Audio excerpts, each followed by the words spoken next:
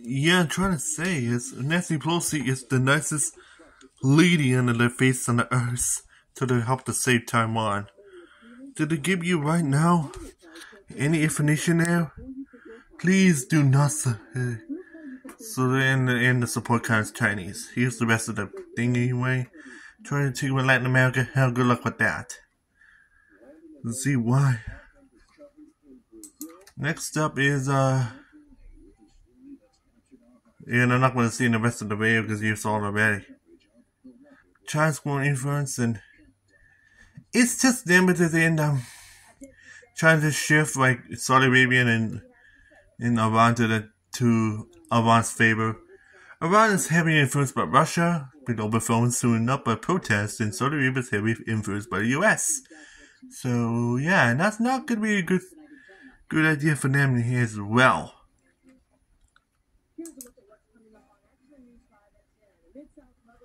Oh yeah, the Belt and Road executive for the they call that. That's gonna be a failure. And Yemen's gonna be split into North-South Yemen soon enough. And it just keeps up, as you know. Here we go.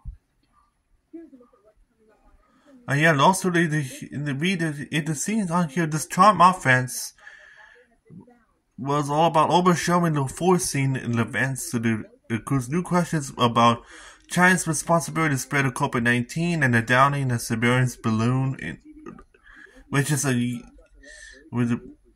wandered over the U.S. Which U.S. has selectly have the choice to do that because no one needs a Maoist balloon and end up as a balloon in the country that supports freedom. Communism from China does not belong in the U.S. And let's see why. And I still call this an invasion on American soil to this day. And yes, the COVID-19 got started in the laboratory. I believe it's one of the packing boxes on the boxes who they end up with dust or some sort of who could hold the virus in there to cause the spread. If not, dropping like a chemical glass or some sort in the hold the laboratory, they held all the virus inside the glass or some sort broke apart or some sort or something exploded in the boxes or in the test tubes or anything that caused the virus to spread from Wuhan, China, which is technically China's fault. Let's see why. Here we go. And other stuff related is, so do not support China, please.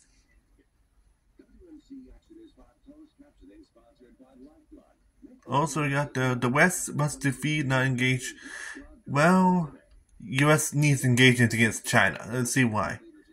Yes, also the U.S. will not nuke China, and of course China's nukes cannot reach as far in the U.S. Either way, it nukes far to the ocean too. It will only get into the ocean, so it makes sense. So it's pretty much a one-sided race, and the China might lose by one-sided already, if you know it already. So it makes sense.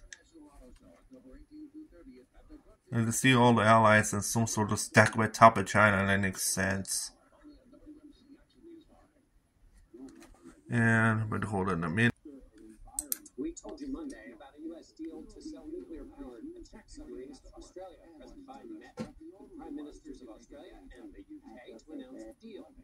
Keep an eye on your news feed in about a decade for the results. That's when Australia will buy at least 3 nuclear subs. The move, though, is much more than a business deal. It's seen as a direct response to China's growing influence in the Indo-Pacific region. Taiwan is also addressing China's influence and threats, unveiled new types of military drones Tuesday to boost its ability to take on the Chinese military. China considers Taiwan part of its territory and is threatened to take it by force. President Biden has said that the U.S. would defend Taiwan if China invaded the island. For more on this, our friend and editor-in-chief of The Economist, Zanny Macbedos, is here with me. Zanny, it's good to see you again. The cover of the latest Economist reads, "The struggle for Taiwan," and it calls it the new Cold War's flashpoint.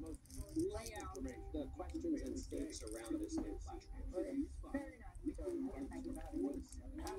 The stakes are incredibly high. We, a couple of years ago, put the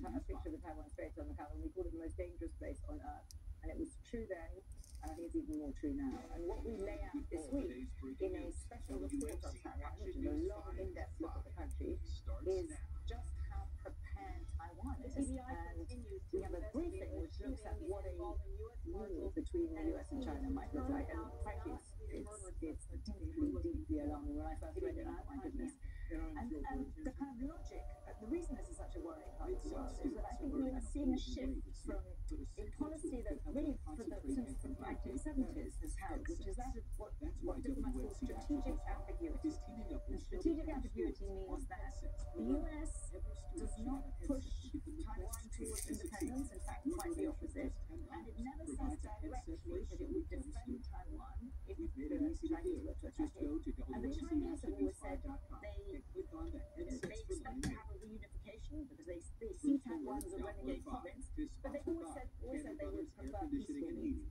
In the last couple of years, both of those factors have shifted. The Chinese think that the US position has shifted to being much more aggressively in favor of Taiwan's independence, which for them is a red line. And the US, of course, sees a much more assertive and aggressive China. And as you were describing in your intro,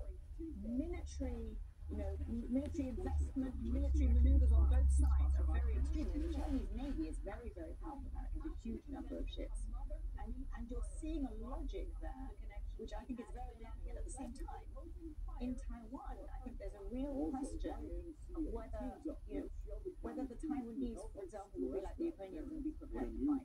So it's a real tinderbox there, and really, really alarming. The chance for misunderstanding has increased while everybody's apart.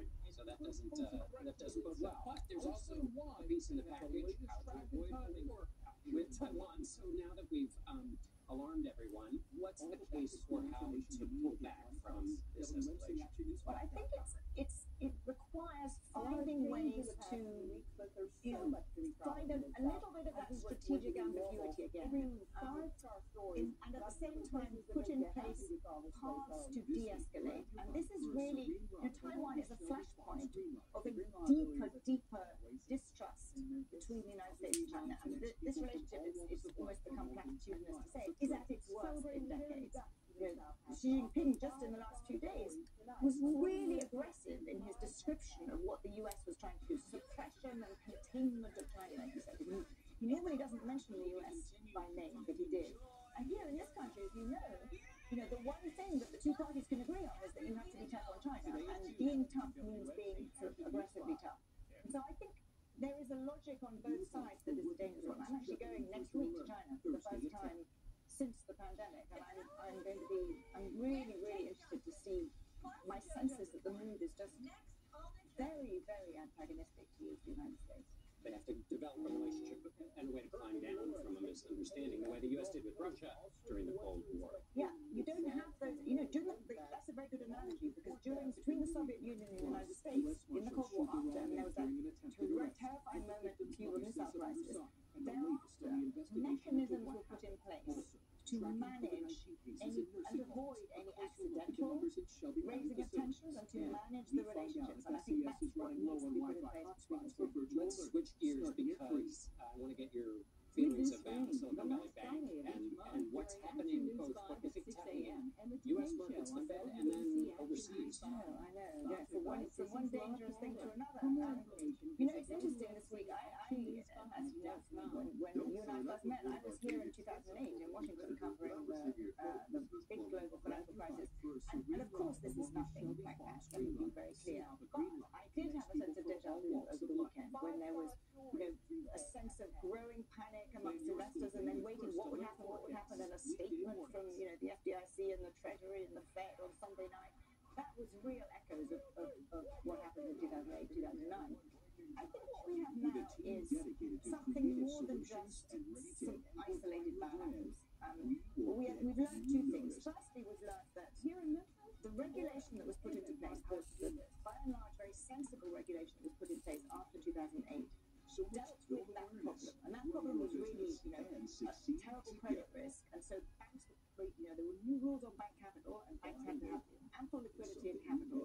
But that was in an environment in 2008 when no one really worried about inflation. In fact, deflation was the worry. And so there was much less thought about something that's in the jargon called duration risk, which is the risk that happens if interest rates suddenly rise and a bank is holding a lot of long-dated, let's say 10-year treasuries. It has a lot loss on those. And so the banks in the US now have unrecognized losses, which means that their capital structure is just more fragile than we thought before. And it's not just Silicon Valley Bank, it's more than Thank you so much for being with us. Thank you for having me.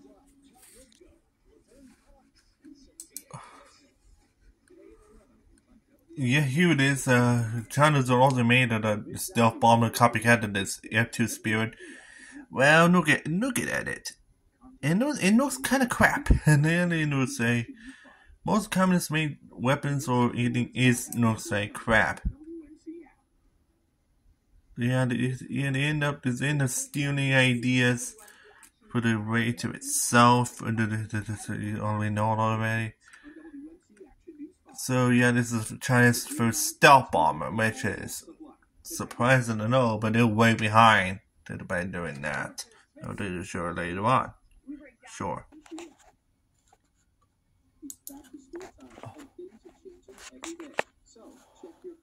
U.S. military secrets. Some experts are accusing China of stealing U.S. military secrets in order to build a fifth-generation fighter jet that closely resembles that of the U.S. military fleet.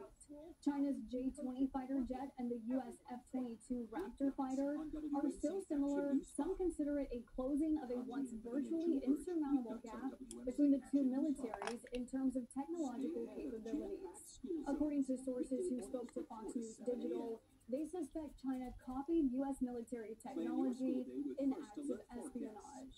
Former U.S. defense official James Anderson says China uses a range of spy tactics to steal classified information from the U.S.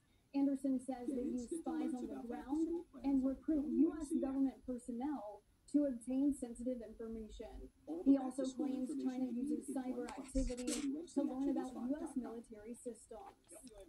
The former government official is warning the U.S. needs to do more to safeguard its military secrets in a time when the U.S. and China are staging what could be opposite sides of the battlefield if China were to invade Taiwan. There has been a renewed focus on China's threat to national security after a Chinese spy balloon was found hovering over the U.S. and near U.S. military sites. Ooh. Hold on there. Yeah, you know. Yeah, as you know already. Yeah, the U.S. has a big Navy and big Air Force. It's technically if they do have to build so many of those, it would still get me outnumbered. Yeah, this is gonna be real annoyed about. America has been too slow to wake up to the Chinese threat. Well, the United States is never too slow. I think kind of say they're kind of too fast. As I kind of say right now, you know how they have heavily built their country very is, and to show you why. So all this is a bunch of Chinese propaganda again. Let's see why. So yeah. So you see a lot of Chinese propaganda and that shit, which makes sense. Screaming over its skies. Chinese fighter jets screaming over its skies. Military ships sailing off its coast. Daily occurrences for Taiwan, living under the constant threat of a possible Chinese attack. Beijing's communist leadership claims Taiwan as part of its territory, despite having never ruled it. Tensions rising across the Taiwan Strait since Nancy Pelosi's visit in August, the first visit by a U.S. House Speaker to the island in 25 years. We will not abandon our commitment to Taiwan. Who can forget China's response last year, those days of large-scale military drills encircling the island, firing ballistic missiles over Taiwan? Analysts fear this may be repeated again next month. Taiwan's President Tsai Ing-wen expected to meet U.S. House Speaker Kevin McCarthy. So are you saying that the United States would come to Taiwan's defense if China attacked? Yes, we have a commitment to do that.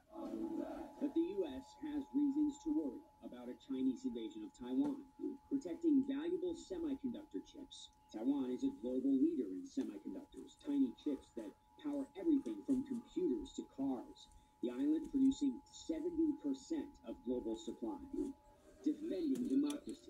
Losing democratic Taiwan to communist China would shatter U.S. credibility in the Indo-Pacific region. Protecting U.S. alliances. Asian countries would face an even more powerful China, a heavily surveilled police state with little freedom of speech. The stakes are indeed high, but experts do believe there's reason for optimism. Do you think the U.S. and China are headed in a positive, optimistic direction? The idea that conflict between the U.S. and China is inevitable? I strongly disagree with that. Meaningful channels of communication between the U.S. and the PRC, that helps us minimize unknowns. It helps us minimize confusion and misunderstandings. And hopefully that's good for Taiwan. U.S.-China relations on a downward spiral since that suspected Chinese spy balloon burst in months of Beijing and D.C. diplomacy. As two democratic allies, the U.S. and Taiwan get even closer. Taiwan's president and the third in line to the U.S. presidency, meeting on American soil. As tensions escalate, all eyes will be on China. And where is this all headed? This is a test of the National Emergency Alert System. This system was developed by broadcasting kids. Yep. So far, yeah, D-Man did mention about semiconductors. Yeah, Taiwan is the world leading that. Without it, well, Best Buy is most likely shut down. All of it's not going to be good. So let's see why. And the restoring freedom is where well, technically they nicknamed it, or technically United States' last name is Freedom. So see why it is, and then they can know itself. Yeah, this one says, China enters AI arms race, flops disastrously. And yes, and the seas went out. That is technically the truth. Yeah, and the sea right now. Yeah, that's technically 100% truth about China. Their country's shit. And let's see why. Thanks a lot, Mao Zedong. Here it is.